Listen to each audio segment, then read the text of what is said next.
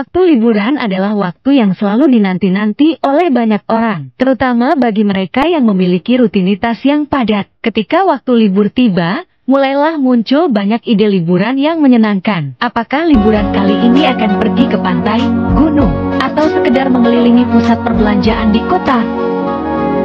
Bagi pelajar, berlibur selalu dilakukan pada waktu tertentu, yaitu ketika libur sekolah pada bulan Desember maupun Juni. Begitu juga yang saya dan keluarga saya putuskan untuk berlibur pada akhir tahun di bulan Desember. Kami sekeluarga berencana untuk berlibur sekaligus merayakan tahun baru di kota Yogyakarta. Pada tanggal 30 Desember, kami berangkat dari stasiun Senen menggunakan kereta. Perjalanan memakan waktu yang cukup lama, sehingga kami menggunakan waktu tersebut untuk beristirahat. Terlebih karena jadwal keberangkatan kereta yang telah dijadwalkan memang cukup pagi. Perjalanan ke Yogyakarta dihiasi oleh pemandangan sekitar. Terkadang perumahan warga sampai sawah hijau membentang seperti karpet hijau raksasa. Setelah berjam-jam kami menghabiskan waktu duduk di kursi kereta, akhirnya tibalah kami di kota Yogyakarta.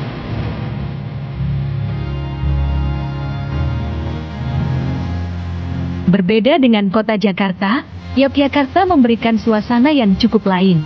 Sulit untuk dijelaskan, tetapi ramainya kota Yogyakarta terasa berbeda dengan keramaian kota Jakarta yang dipenuhi kendaraan bermotor. Di samping itu, ketika menginjakan kaki di kota Yogyakarta, aku sudah membayangkan bagaimana liburan ini akan berjalan.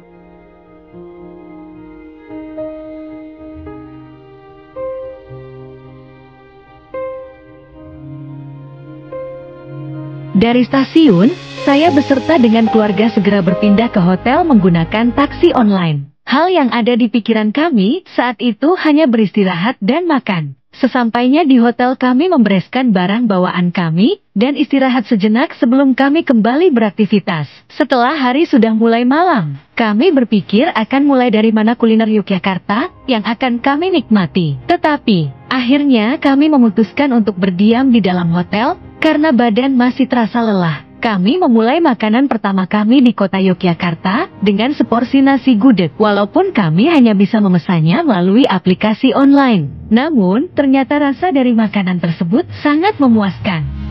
Keesokan harinya, kami memutuskan untuk pergi ke Taman Pintar. Taman Pintar merupakan salah satu tempat rekreasi yang cocok untuk anak-anak, di mana di tempat ini menyediakan banyak benda atau tempat yang menyuguhkan beragam pengetahuan dan juga percobaan. Jadi, dengan mengunjungi Taman Pintar ini, anak-anak bisa bermain sekaligus belajar. Ini yang membuat tempat ini semakin unik dan menyenangkan.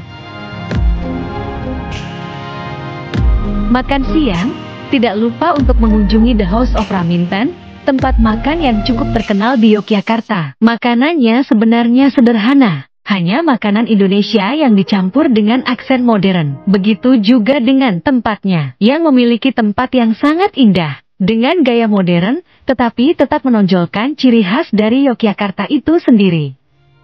Setelah bermain-main di Taman Pintar, kami sekeluarga mengunjungi Keraton Yogyakarta. Tidak lupa kami menggunakan jasa pemandu untuk menjelaskan bagaimana penjelasan dari sejarah Keraton Yogyakarta tersebut.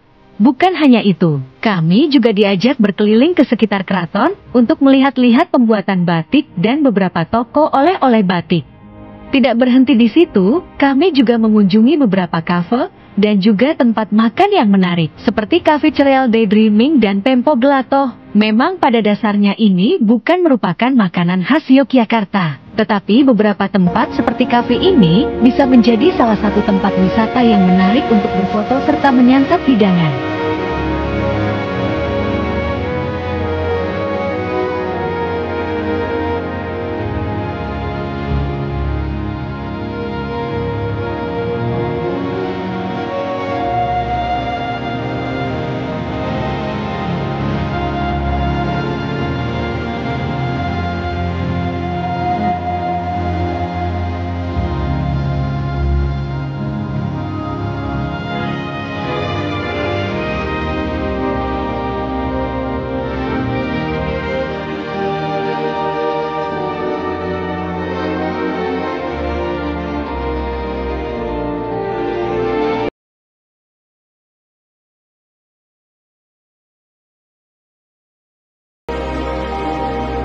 Malamnya, kami pergi makan malam bersama sekaligus merayakan malam tahun baru. Kami pergi ke warung masakan Bu Ageng yang terletak tidak jauh dari tempat kami menginap. Makanan yang saya pesan adalah nasi campur-campur dengan lauk. Ada beberapa macam makanan, tetapi nasi campur ayam adalah yang saya pilih.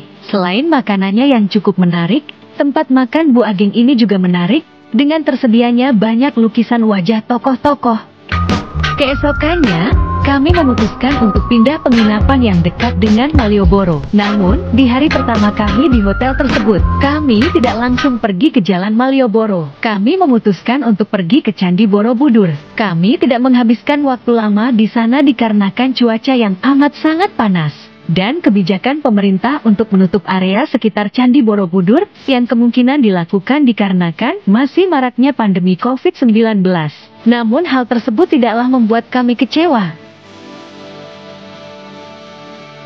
Setelah dari Candi Borobudur, kami memutuskan untuk melanjutkan perjalanan ke Gereja Ayam. Meskipun sering disebut sebagai Gereja Ayam, ternyata setelah mengunjungi tempat tersebut barulah kami mengetahui bahwa bentuk dari bangunan tersebut bukanlah seekor ayam, melainkan seekor burung merpati putih. Dan yang lebih membuat kami kagum adalah bagaimana fungsi dari gedung tersebut.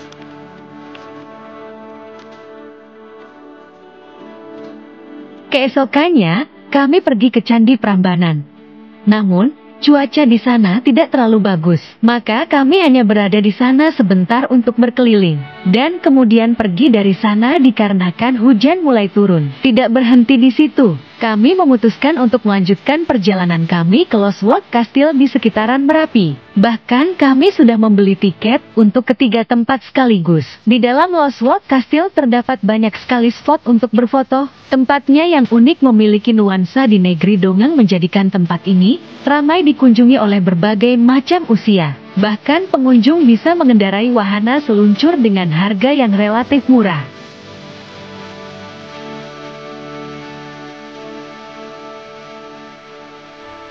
Hari terakhir sebelum pulang menghabiskan waktu untuk berkeliling Malioboro, mencari oleh-oleh serta jajanan. Kami pun juga menaiki delman sembari berkeliling kota Yogyakarta mengunjungi tempat belanja oleh-oleh lainnya. Pada sore harinya kami makan malam di Gudeg Yujum dekat Jalan Malioboro sembari jalan balik menuju hotel.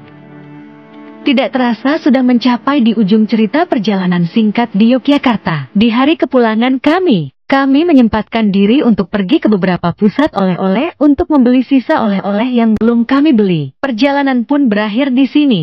Sebelum mengakhirinya, kami makan siang terlebih dahulu dan masih di kawasan Yogyakarta. Kami makan semangkuk soto didampingi dengan segelas teh manis. Tak lupa, dalam perjalanan pulang kami membeli kupat tahu di Magelang. Dan kami sekeluarga mengakhiri liburan kami di Yogyakarta, kota yang penuh dengan kenangan. Terima kasih udah klik video ini, jangan lupa like, komen, dan subscribe ya. Sampai jumpa.